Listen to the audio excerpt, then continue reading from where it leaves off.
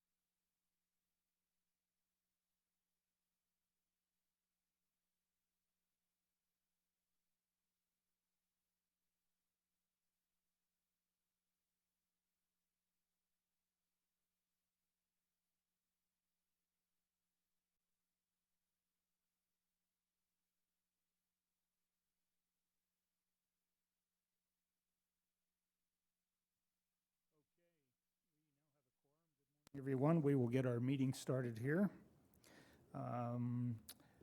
Let's start off. You want to do attendance around the room? Yes.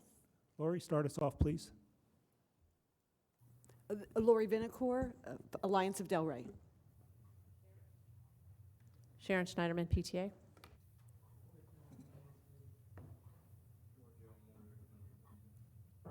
Joseph Patrick Sanchez. Franklin, Urban League of Palm Beach County.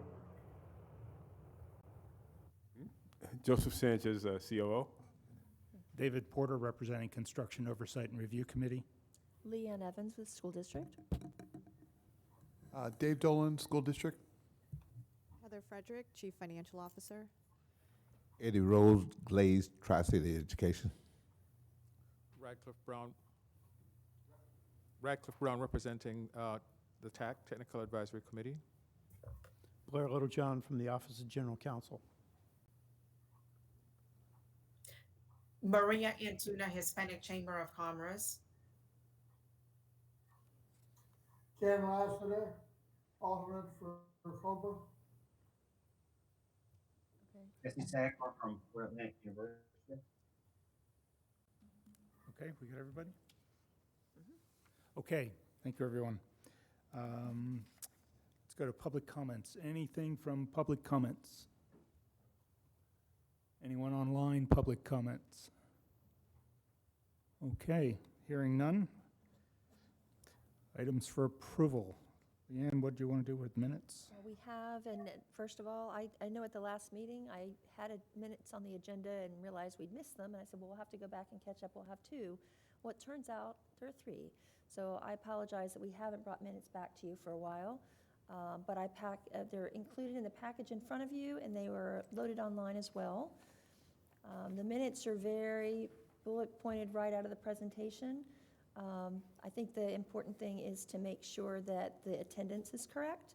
So if we could go ahead and approve these, it's factual if they're correct. And if you find anything that's not right with the attendance, if you could get back with me, I'll be happy to adjust those afterwards. But there are 3 sets of minutes here for you. I'd like to approve of that, no necessary corrections. Thank you. Second on that? Second by George Elmore. All in favor? Aye. Aye. Any opposed? Aye. Okay, thank you. Minutes are accepted. Sales tax summary, Leanne. So we're going to jump right in. And we had some sales tax revenues continue to come in at an accelerated rate. The receipts through January, which were earned through December, $739 million as opposed to our projection of $623 million. So we're at 118% of projection. We've received 54.9% of the total receipts for the sales for the 10-year program. I checked today, the numbers for March still aren't available, so we should be getting that money probably Monday or Tuesday. So I'm curious to see what that looks like. I just wanted to talk a little bit about those revenues because they are really large. And the numbers that came in for February, again, earned in December, there's a quarterly distribution that's really for small businesses. That number was 50% higher than we've ever seen. It was double the amount in 2020 and 20% above what we got in 2021. So that quarterly distribution was $7.5 million. The regular distribution was $16.9 million, which is forecast at 11. So it was 50% higher than projected. Overall, we're 107, that one distribution was 117% more than expected. It was more than double. We were expecting 11 million and got 24. So the numbers coming in are coming in at an incredible pace. I wanted to bring this up and talk a little bit about why I think it's coming in so much higher. Part of it is we've got the quarterly distribution. I think is bigger because we have a lot of people that have started new businesses with the pandemic. You know, a lot of people quit their regular jobs and have small businesses. That's why that number's going up, I think. You also have a lot of pent-up demand in the marketplace. People saved money. They weren't traveling. They are now. A lot of people are traveling to Florida. Tourism is through the roof. We also had the Wayfair bill that was passed, which says that any business that's out of state that's selling goods to residents in Florida now have to send in that sales tax. So all those things together, and there's probably a lot of other factors as well. Inflation is certainly, if the cost goes up, the tax goes up. All those things happen together. The question is, how long is this going to continue? As I've talked about before, we're always monitoring that sunset provision. And at this point, if we continue to receive the same amount of money we got in the last 12 months, for the next 3 years, the sunset provision will be triggered. So unless there's a slowdown in the economy, I expect that we will be shutting the program down a year early. a lot can happen in 3 years. Think of what happened in the last 3 years. So I can't begin to project and predict what's going to happen. But if everything stays the same, I think we'll be shutting it down a year early. So we'll continue to monitor that. Every time I update the reports, and we do that monthly, it automatically updates those projections, so we are paying a lot of attention to it. Question for you. If you have money coming in faster than we're spending it, do you invest that into something that earns more money? We are investing it along with all the district funds. Interest rates have been between 0 and 0.25%. So that hasn't been a lot of interest. The interest rate, the Federal Reserve did just raise rates by 1/4%, and they've predicted 5 more in the calendar year. So interest rates are rising. So that's something that we work on with our investment advisor. The Finance Committee gets regular reports on that. So a lot of our investments are locked in for the year, but we also have others that are set up to mature and be reinvested because we knew rates were rising. We have a lot of money that's right now in short-term, overnight type liquidity, so we can take advantage of the rising rates. So everyone knew it was coming. The Federal Reserve broadcast that very clearly to the world. So we've done our best to try to prepare for this, and I expect the interest earnings will start to increase, but still, 1/4% going to 0.5%, while that's a 50% increase, it's still incredibly low. So you will start to see the interest earnings grow some more, but don't expect it to shoot through the roof anytime soon. But yes, any money that's sitting here, all of our dollars are automatically invested. Okay, thank you. I do expect that we're going to see some more work towards trying to move things up if we have more cash. The other thing I mentioned at the last meeting is that we have a line of credit that's expiring in June, and if nothing else changes, we don't need that. I can just let it mature and go away, and we don't have it. However, I keep hearing from my friends on the construction side that they want to move things up and accelerate and try to get more work done faster. So now I'm thinking we may need that line of credit. So I'm working on that right now, and hope to bring that back to the Finance Committee at their next meeting, which is scheduled for May 6th. You all will be meeting again on May 13th, so I'll let you know, and we'll be taking that to the board, hopefully before the old one expires, but we're working through that. It's a guessing game, trying to figure out how much money we have versus how much we need for budgetary purposes. So I need the construction department, and we're working on that right now to come up with those estimates. So the interest earnings, $9.1 million. The fees on the letter of credit so far, $343,000. We always wanted to leave that interest earnings there and not touch it to make sure what we need to cover the debt. Those two stay together, so they're kind of segregated. Sales tax expenditures through January were $480 million, and open purchase orders are $67 million. This next slide is a summary of the project budget report, which I printed that out. I haven't given that to you all in a long time, and I know the committee has said we don't want to go through that in great detail in the meeting. This is a good summary, but I gave it to you.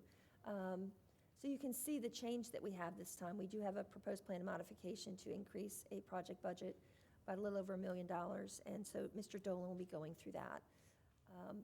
There's also some changes that you'll see that are moving things around, but there's only one increase. So this is the total picture of where we're at, and the sales tax totals are here, and then this section below are the ones funded with other sources, primarily borrowing. There is some local property tax revenue in there too, but mostly borrowing. So this is just an update of the report. I know Mr. Porter always likes to see, we show the amount committed to date, but we also show the percentage of the available funds that are committed. So your point about interest earnings are dead on, because we've got 59% that's committed of the money that's received. The rest of it is sitting there and we're earning interest on it. And a lot of that is projects, and I'm stealing your thunder a little bit, I'm sorry. There's a lot of contracts being awarded right now. January through the next 2 or 3 months, they're keeping us very busy. There's a ton of work getting started. So I think they're going to start spending this very quickly. It takes time to get the contracts awarded and to get all the architectural designs done. So there's a lot of work coming. And with that, I'm going to turn it over to Mr. Dolan to go through the proposed plan modifications. For clarification, those projects that Ms. Evans is referring to, we've got about 12 projects that are coming up in the next 3 months, and it's always strategic. We're always trying to get our facility renewal projects signed and executed, and notices to proceed, contractors ready to roll in March and April and May, because come June 1st, when school's out, we don't want to be handing them a contract then. So we're trying to make sure that they've had ample time to purchase materials and get ready to have the work done. We have about 27 schools this coming summer that we're going to be working on the facility renewals, where we get to close the school down, not the whole school, but major portions of the school. And because it is, quite honestly, it's a very busy summer school, summer camps. Those are all going on, but we do some of our work off to the side. So we have a lot of work coming up, and that's really important. Why we are taking a lot of work before our poor court members. Sorry, Mr. Porter. Okay. Question on that. It's okay to get your contracts signed and ready to start June 1, but what about long lead time purchases because of supply stream? Like if an air conditioner takes 3 months to get, and you've just signed a contract April 1, you're not getting that air conditioner until school's starting again. That is correct. And we're actually, because most of our facility renewals are over 2 summers, so we're kind of anticipating a lot of those long lead items are part of our contractor schedules to be done next summer. But as you say, the point being, we're executing a contract and immediately going to purchase order for those long lead items. Because in some cases, as Mr. Porter can attest, we're seeing 12-month lead times on things and even longer. So we are very cognizant of that. Mr. Rhodes has a question. Yes, sir. I don't know if this is time and place or not, but looking at the sales tax excess, some of the projects that we had on hold, we'll be able to revert back and pull those in now by virtue of having a couple of extra dollars. We are working on that. I can tell you that on the current projects, they're picking up everything. So going back and trying to pick those up, we're still living within the total project budget, within the budgeted revenues that we expected. Because until the sales tax program is over, we don't know if we'll have extra money. It's coming in faster, so we're expediting work. And we are going back and we're looking at, there is money in the sales tax reserve, and there is this interest earnings that we might be able to tap. We want to make sure that we complete everything on that referendum list. That is critical for us to make sure we do that. It was just sounding good, all this excess money, so you. Well, and I really do think even if we shut down early, and again, I don't have a crystal ball. I have a little toy one on my desk to remind me that I don't have a real one. I'd love to know exactly what's going to happen and tell Dave that, I think we'll end up with extra money at the end, and let's go spend it. But I don't know that. A lot can happen in the next 3 years, just like a lot happened in the last 3. So we're living within the total budget that we projected until we know we have extra money. Gotcha. Thank you. And Mr. Rhodes, too, I'll just clarify, I think we deferred some work from some schools, but every school that's on the referendum list will get touched. Yeah, Correctness. Okay. Yes. Yes, and we're even working on those schools that got deferred work. We've already got, we're working on the plan to bring those scope items back in and do them now. That may well be the area where we focus some of those excess funds on some of the past 3+ years of projects where we may have cut off a scope, a piece of scope. So that's our focus is, as Ms. Evans said, to make sure we do every item on every school.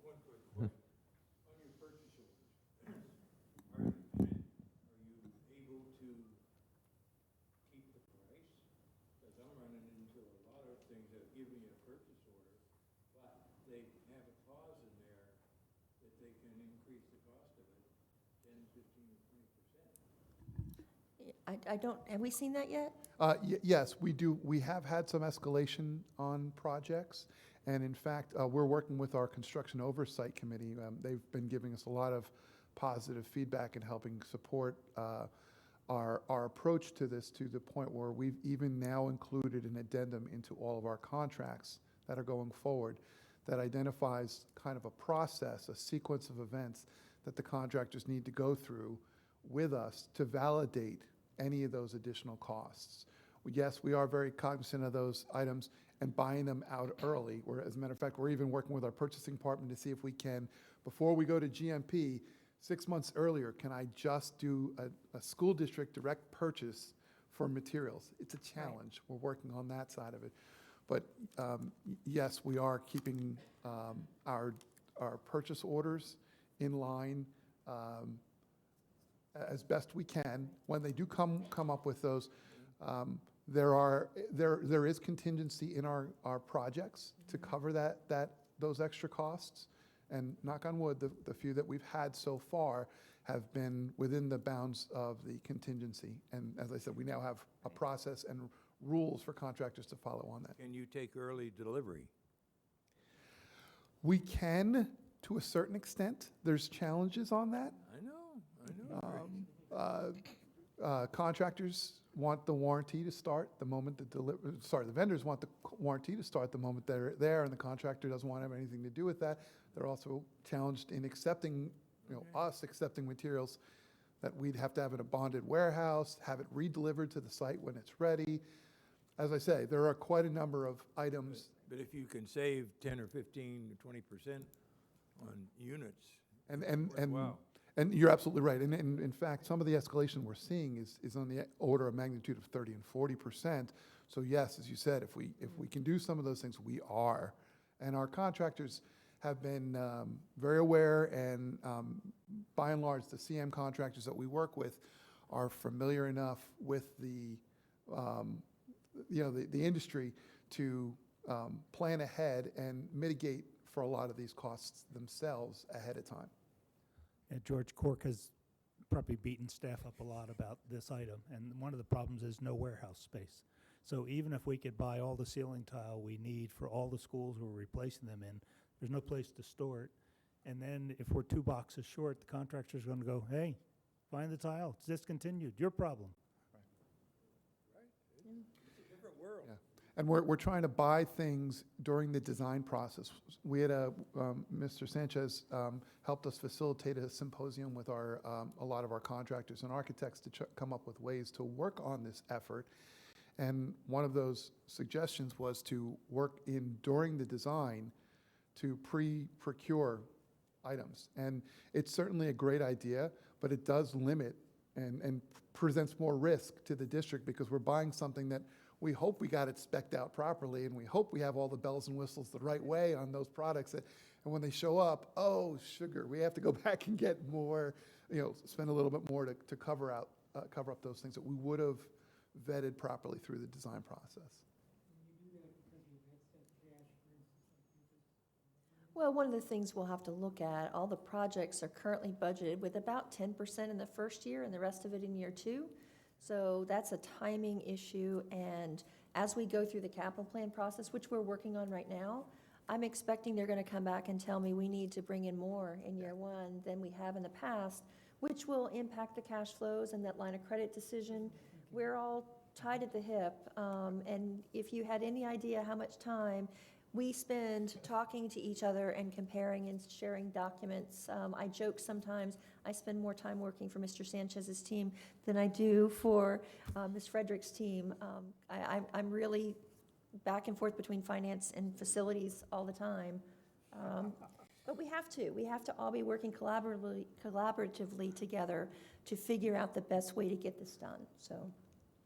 And Ms. Evans is correct. As a matter of fact, if I may dovetail into the PPMs, several of the PPMs that are listed there, I'll come back to number 114, but number 115 through 121 are accelerating money from the FY23 projects to the FY22, to the current year, to cover some.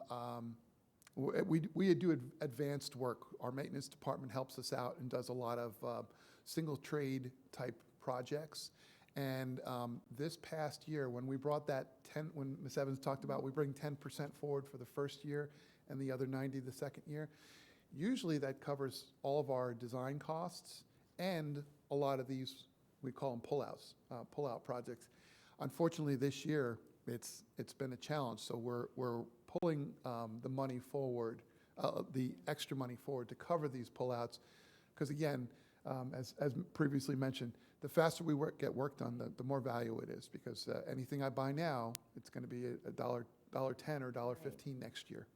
I've just pulled one of these up as an example. So on Crystal Lakes, we're moving up 161,000, and we're taking that from the sales tax reserve, and then I'll adjust the budget. So next year, the sales tax reserve will have 161,000 more, and Crystal Lakes will have 161,000 less next year. We're just swapping it between the sales tax reserves. So the net change to the project budget and sales tax reserve is 0. We're just moving it between sources. So, Yeah, I was supposed to tell you all that, and it's okay. I We're a didn't get there team. yet. We're a I feel team. bad trying to have Ms. Evans not do as much talking on. One of So my the- questions for moving stuff up is is it mostly maintenance that will be doing this work that you're pulling up? Yes, Okay. yes. The items that you'll see on the list there, a number of intercom systems, so that's the head-end replacement, replacing a 25, 30-year-old unit with brand-new system. All the infrastructure for the intercom system's already in place, and it's just a plug-and-play. Yeah. I'm oversimplifying it, but that's really what it is. My question for that was to make sure that we had the staffing capability to handle upping stuff, but that answers the question. Yes, yes. It's maintenance, not construction related. Yep. And they have a team of folks that work on the intercom systems to make sure they're always maintained in working order. And then a number of other items: gym floors, irrigation, modular BEMP we'll get into, fencing, roof repairs. We have there's one gentleman who does roofs for the maintenance, and they do the smaller repairs as opposed to full-on replacements. Because what you'll notice is on PPM number 114, that is the one big add. On Orchard View Facility Renewal, we need an additional $1 million for roof replacement. This is a project where we had anticipated small replacement, more repair work as we got into it and started to evaluate it. Between the escalating costs and the additional scope that we uncovered, we really needed to replace the whole roof, and that's where we're asking for an additional just over $1 million from the reserves. So I would think also, each meeting we have, we're going to see more of these upping the dollar expenditures for maintenance, which is, to me, is fine. Gets the work done sooner and gets it done maybe even a little cheaper because maintenance is able to do it instead of going out to a construction manager process. And I'd like to report, like, because as we try to be open, even in advance of things that aren't on this month's ISSOC, I have 5 facility renewal projects going to Cork this coming month, as well as a major construction GMP. So sorry about that. There's a lot of work. 4 of the 5, we have been able to get them in on budget. Wow. The 5th one, and I'll tell you now, next time we all meet, there's about, and it's for Lake Worth High. Lake Worth High is going to be about $720,000 short for, and I know I'm going to mess this up, marquee, elevator shaft improvements, and yep, there's one other thing, and I just zipped out of my head. But there were 3 items that considerably were over our budget, and that's where we're going to be asking for that particular school. But you also have a closeout. In addition, she knows what I'm gonna say. I won't let him get this, not say this one. In addition, and while I'm doing that, I'll get my phone out, because I always like to try to present to you, yes, I'm going to ask you for an additional amount of money on this, but hey, by the way, we also have this other project where I'm going to be giving back a lot of money. What the board has noted on many of our GMPs, when we're done with those projects, they're coming back with several $100,000 of unspent funds. Contractors do a good job. They do buyout. They actually really work for us for our best interest, and that's what our CM process helps us do. So each of these projects, they're giving back several $100,000. Well, they just bring them back to the project budget, and then Ms. Evans and I work to sweep them from the project budget and bring them back to the reserves. So Bear Lakes, for example, right now, we've swept that project, and while we have we're about $78,000 still outstanding in pullout work, and I'll let Ms. Evans tell us about what the facility overhead staff charges is all about, but we've got a couple $100,000 in those. But aside from those, we're ready to sweep about $2.7 million just from that single project back to the reserves. So with that, that helps kind of cover some gaps, and we will continue to do that. As Ms. Evans said, we work very closely on making sure that if projects look like they're going to the board and closing out, the next month, we want to be trying to see if we can close out everything and sweep them back for reserves, because we know that there are going to be increases. I'd really like to come back to you each quarter, and say, we're bringing in and ask for $800,000, but I'm also sweeping, $1 million to try to balance that. Yeah, and you'll see these, I've pulled up the PPMs for Orchard View. So it's an extra $1 million, and the $1 million is coming out of sales tax. So sales tax reserve was 56.5, and now it will be 55.4. So we are tracking this very closely, and you see this in the backup materials. Your PPMs are there. They're loaded online as well. But this is a process. I think we worked with the committee to figure out the best way to show this. Because when we're moving things around, we want to make sure we're tracking exactly where the money is going. So you'll see Orchard View is going from a $6.8 million budget to a $7.9 million budget. Sales tax reserve in this case is going from 56.5 down to 55. With the other PPMs that are just moving things around, you'll see that 55 million stays constant. The only time we're touching sales tax reserve in this meeting is that first agenda item that truly is an increase for Orchard View. So we still have 55 million. We started out with 51 million in the reserve at the beginning of the program. We're up to 55. Because we've had closeouts, we've also took the Roosevelt Full Service Center modernization was supposed to be funded with sales tax. We've moved that into a borrowing. So we have a couple of things that we're looking at in the future, projects that are currently scheduled to be funded with sales tax, that it really is a tear down and replacement at this point, and we'd rather borrow for that. So that will put money back into the sales tax reserve as well to help cover cost escalation. Quick question on Bear Lakes. $2 million you didn't have to do. Is that for not doing a roof or not doing air or what? No, everything was done at that project. Yeah, everything was done. It was an overestimation when the assessment was done for. Was it a newer school that you did?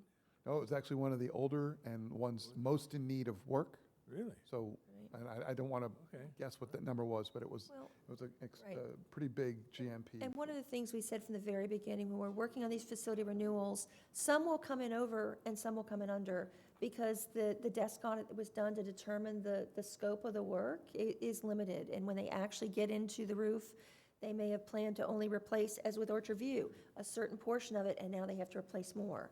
So cost escalation is a factor, but it's also just getting into the walls and getting into the roofs to see what work needs to be done. And some will come in over and some will come in under. One of the challenges that we sometimes face is when there's leftover money, the school will say, but I can use it for these other things, but they're not on the referendum list. And some projects will come in under and some will come in over. So the intent is to make sure we complete everything on that list. I'm usually Mr. No when it comes to those things. They come and ask, and sorry. Yeah, we've got to stick with that list, because that's what the committee's here for. You want to make sure we complete everything on that list. And I think what we have to just remember at every meeting is that the original budgets that we're working off of, saying high or low, whether they're coming in or going over, it was all done on a facility assessment done by the district staff by surveying a middle school, a high school, and an elementary school, and using what they found in the specific facility condition repairs that were needed for those individual single schools, and then using those as a general assumption. Okay, elementary school is going to need $3.5 million, so we're going to do $3.5 million for all elementary schools. High school is going to need $12 million, so we're going to do $12 million for budgeting for all of the high schools. And now we're just finding some are going high, some are low. I'm just quite amazed that from that, what we call desktop assessment, that we're not way off high and low. I mean, it's coming in really like scary close. So. Is the referendum, so restrictive In those terms, do we have to use it for the specific purpose of, We have a not list for a of, school, but the specific? for each school, we have a list of the items to be done at that school. And was that part of the referendum? Yes. Wow. And it's online. Designated dollar of value for each of those scope items Yes, within but we that scope. actually, and we tried to not put the dollar amount out there because we knew they could come in higher or lower. We got a lot of requests from the public, from the press. Everyone wanted to see that dollar amount. So that's shared, it's online, you can see it. But we've said very clearly, things will come in over and things will come in under. You can't, it's difficult to hold us to an exact amount for how much we're gonna spend on a floor versus a ceiling versus an air conditioner. But we're sticking with that total budget for the school to try to get the work done. And if it's short, we come to this committee and say, you know, we need an extra $1 million to finish the work at Orchard View. And Bear Lakes is coming in with $2 million left over. It's coming back into that sales tax reserve bucket.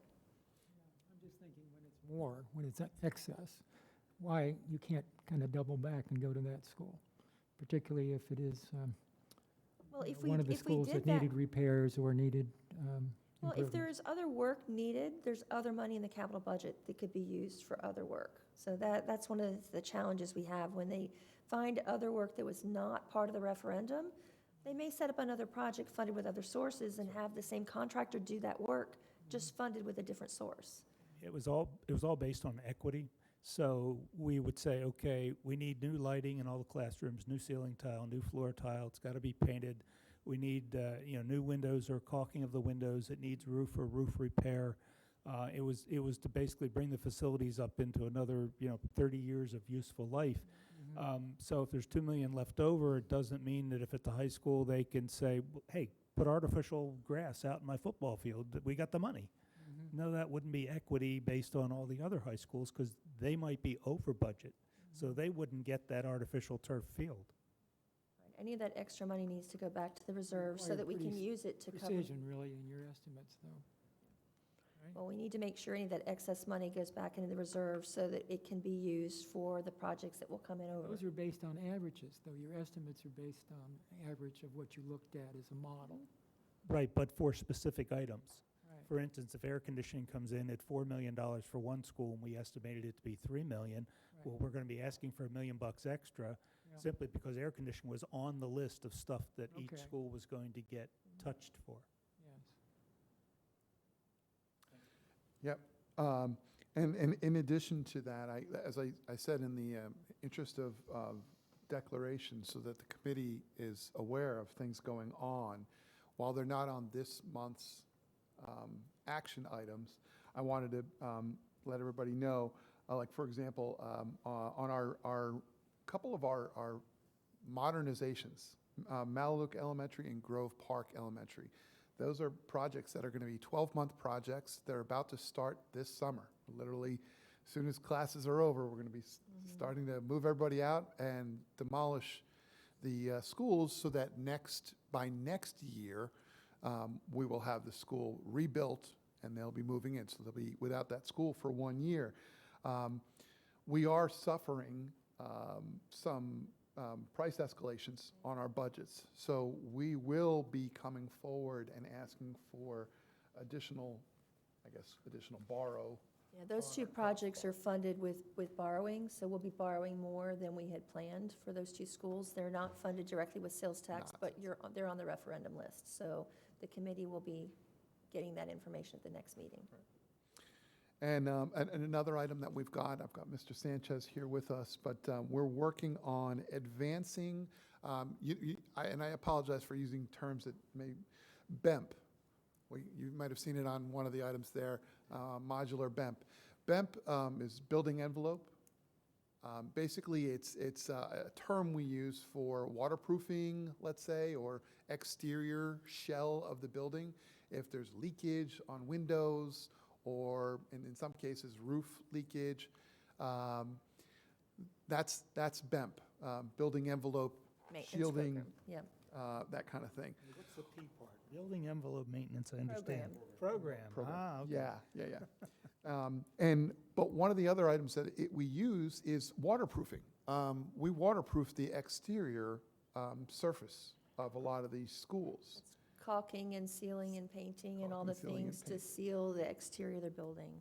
And that's something that we're really focusing on right now. So we are, in fact, really pushing to bring forward some projects. There is BEMP money in some future years on a lot of schools, and we are looking to identify what schools we really need to bring that forward and do the work right now. So again, probably at the next meeting, we will have identified all the number of schools that we want to accelerate BEMP money and try to get that work done this summer.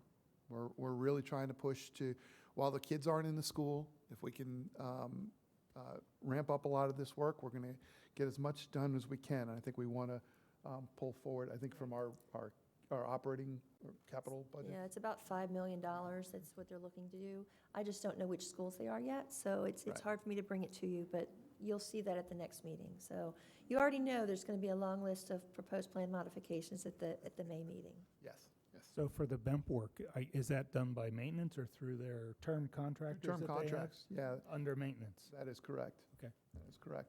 And, yeah, because in a lot of cases, there are some where the BEMP work is in the GMPs that I'm about to take in the next couple of months. And those ones are ones that, once they get executed by the board, that's the first scope item where we don't have to worry about maintenance doing it. The CM contractor will immediately enlist the painter to get out and waterproof the buildings. But they're not ready to bring the entire projects forward. They're just bringing this, just like what we're doing here. They're bringing up pieces of the project. They're advancing it from 23 or 26 into 22. In this case, all that BEMP work is in 24, 25, and 26. So a lot of that will be moved forward. Right. And a lot of these things had to do with the fact that last year we moved a lot of projects forward, getting them done sooner. And with that came funding balances that we're squaring up now. So I think that covers it. Okay. Since you were on the plan modifications, I mean, do you want a vote on all of them or any questions by anyone on all of them? Yes. All right, anyone have questions on 114 through 121 that was talked about in general terms? All right, then do I have a motion that we accept all 114 through 121? So move. Second. Second? Who seconded? I second. Okay. All in favor? Aye. Any opposed? Aye. Okay, Aye. anyone online opposed? Okay, hearing none, they are all accepted. Okay. All right, the last part, if we can just do the Wellington one, if we could show the video, I don't know if it'll work. I'm not sure if it'll work here or not. I have my sound off. Well, the sound is just music, so I don't. Yeah, know if it's it just will. background music. This is Wellington High, it's an ad. Whew. It's like, that's not Wellington High School. Skip ahead, there you go. There we go. Okay, this is a facility renewal. Wellington High School's been ongoing for about 2 years and is just about done. Actually, I think it is officially done. There's some cleanup work, some punch list items that we're working on.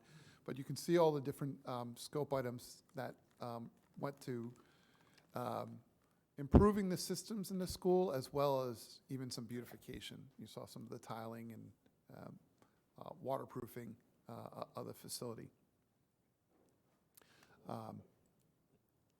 These are items we work closely with our communications department to make sure that they come on out and observe a lot of our work. We usually have them come out during spring break, which we just finished a spring break worth of work, a week and a half of no kids in schools. So we got a bit of work done there. We often try to deliver furniture during the spring break period. So if you want to go to the next slide, we can go right into the facility renewals. Okay, this is Delray Full Service, which was on the referendum, but this is the picture on the left is a 20,000 square foot building that is being built on what is the old full service campus. We knocked down a number of the buildings there, and this will be a new 2-story building for training, primarily adult education, but even connection with the Village Academy that's right next door for 11th and 12th grades. In addition, over at Delray Full Service, there's a gymnasium, the old historic gymnasium from historic Carver. Sorry, this is historic Carver High School. And we are completely rehabilitating that facility. Now, we're taking out the gymnasium floor, because as you can kind of see right there, the gymnasium floor is built on wood studs. It's entirely framed out, not poured on a slab at all. So it's had a lot of give, it's had a lot of termites and whatnot. So we are revamping that whole thing, but we are actually, we preserved the center, I think it's a chief, I think Carver was the chief's, the center emblem from the basketball court, and is going to be reutilized as a historic item within this gymnasium, which is going to be a museum. So, some of the other facility renewals, just a few pictures. Some of the flooring work being done, roofing at Jupiter Elementary. That's necessary work. And as you can see, flooring at both Pioneer Park and the doors. Sorry, that's a distorted view of the doors. I didn't realize that. That's actually a full-size door. So, but the flooring at Jupiter Elementary as well, regular upgrades. So, It could be a short door. It's an elementary school. yeah, I'm realizing now, looking at these, I just look at them and realize, oh, they're squat. Yeah, the one on the left's a little distorted too, I think. Yeah. But Spanish River High School had a lot of work done, and just like Wellington, Spanish River is just about done. We've done a lot of new windows and door replacements within the school, within the exterior of the school, which will dramatically improve energy efficiency, because a lot of the doors, the exterior doors, what do we say? They leak like a sieve kind of thing. And that really makes it challenging when you're trying to balance an air conditioning system, make sure that we use our energy wisely. So this will be a dramatic improvement. Next one, Lake Worth Area High School. We refer to this as O High School. The high school has not been named yet, but we anticipate we're moving forward. This is a 2-year project. This will be done not at the end of this summer 22, but at the end of summer 23 is when this high school will open up. But Pirtle Construction has done a massive amount of work. You can see it's kind of the picture on the bottom right down there shows like the number of buildings. These are 2- and 3-story buildings that have been tilted up. And as a matter of fact, I think next month, the month of April, we're going to be doing a topping off for the facilities here. Blue Lake Elementary School.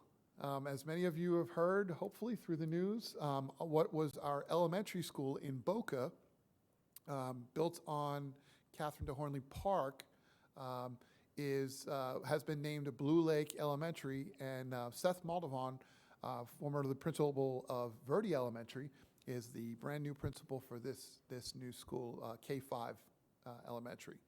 And it opens this summer. Oh, yes, thank you. And I apologize, this will open this summer.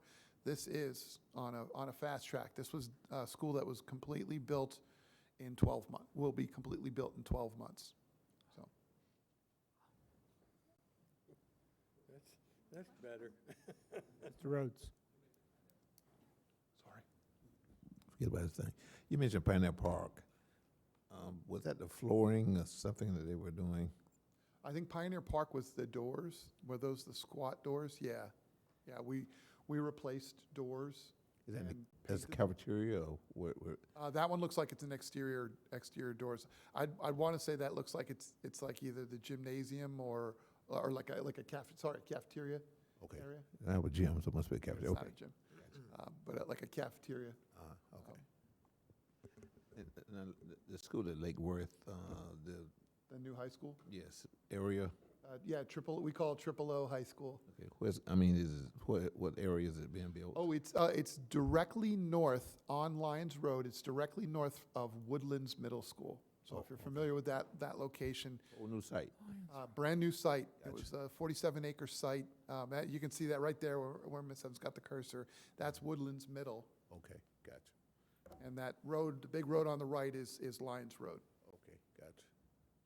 and one they'll be showing another meeting from now probably is Sunset Will be at the- Palms. There's a Sunset Palms Elementary School, and we're building a brand-new middle school that doesn't currently exist right next door to it. Yes. Okay, any other questions? Lori? Lori? Oh, yeah, I had a question.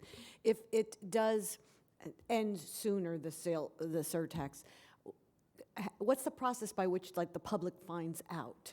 And how would that happen? Does it start here at this committee? And who announces it? How does that work? The county will actually file notice with the Department of Revenue. There's a trigger as of September 1st, 2025. And the county would then take that, on that date, if we had collected the amount of money, of notice gets filed with the Department of Revenue and would take effect as of January 1, 2026, that the tax would not be there anymore. And then if you do collect more at the time you end the program, if you collect much more than what was expected, what do you do with that extra money? You can use it for other projects? We would, and we would bring it back to this committee, Okay. anything that we're using. I expect that we're probably going to need that to finish up the work. I mean, I keep hearing from everybody about cost escalation, and so that money is probably going to be needed just to finish the work that we had on the referendum list. If there was extra, there's two choices. One is we could take part of the money and use it to make the debt service on the projects on the list that we borrowed for instead of paying cash for with the sales tax, or we could take it and use it for additional work. The last time we used it for the debt service on projects funded with the referendum. So that's something the committee would consider. Thank you. Does it matter, excuse me again, Leon, does it matter that there's been escalation in the costs of these projects when it comes to cutting off the sales tax? Well, the sales tax, the way the trigger was written is if we receive $1,350,000,000 by September 1st, 2025, that it would trigger the termination. So even if we had other needs, the sales tax would be terminated at that point. But it has to be as of September 1st. With the first sales tax that we had, it didn't trigger ending early, and we went one extra year and got about another 60 million that we were able to put into projects. So that first ISSOC committee actually lasted for about 2 years longer than the end of the sales tax, because 6 years longer. was it 6 years longer? Oh my God! Thank you. I remember. Well, and it's because that committee was then deciding what projects got the extra money. I mean, what else do we do with that money? Again, it was sales tax, voter money, that the committee was set up to basically manage that voter money. So, Leanne, Yes, quick yes. question. You say September 30th? will September be 1st, 2025. September 1st. Well, you won't have that money on September 1st. It's the amount that's collected as of that date. So it's the amount that's received. So that would be. Well, does Tallahassee give you the right number every month? Of what We they- do, and what they'll do, by September 1st, 2025, we would have received money through August that was earned through June. So even if we tell the Department of Revenue it's going to stop, the sales tax has to stop at the end of a calendar year. They can't stop it in the middle. So we would still get 6 months of sales tax revenues after we had said we reached that limit. So if we hit that threshold, which is just slightly above what we projected, we'd have 6 months of revenue on top of that. So we'll end up with more money than we planned. But again, it's 3 years away, lots can happen. I have my prediction of what I think is going to be happening, and hopefully I'm not wrong, but we'll see. well, but what you just helped clarify is worst case scenario, we will end up with 6 months worth of revenue more Yes. than the minimum we thought we were going to get. Okay, Yes. got it. Okay. Thank you. Okay, we do have one more item on the agenda. At a previous meeting, we went to elect officers, and we ran into the issue, because Mr. Porter is term limited and could not be chair, but there is a clause in the policy that allows us to go to the board and ask that term limit to be extended. The committee asked us to do that. We took that back to the school board, and it was approved. So at this point, we just need to come back and verify that you still would like to have Mr. Porter and Mr. Elmore serve as your chair and vice chair.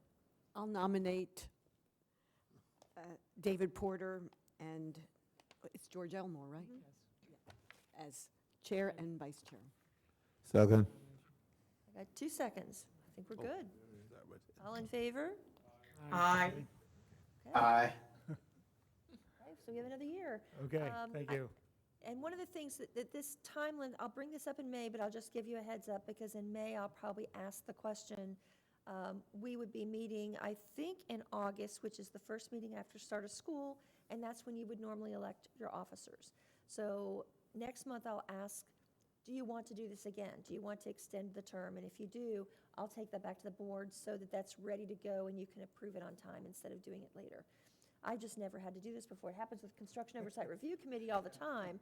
We haven't run up against it with, and we actually did this for the ISSOC Committee and for the Finance Committee as well. So the committee members like their chairs, and you all get to pick. With that, I have nothing else. All right, anything by anyone else? Anyone online? Something to discuss? I would say congratulations for wonderful job, unbelievable forecasting, and good outcome. Nice going. Thank you very much, and thank you all for being here. We really appreciate it. And we are adjourned. Okay.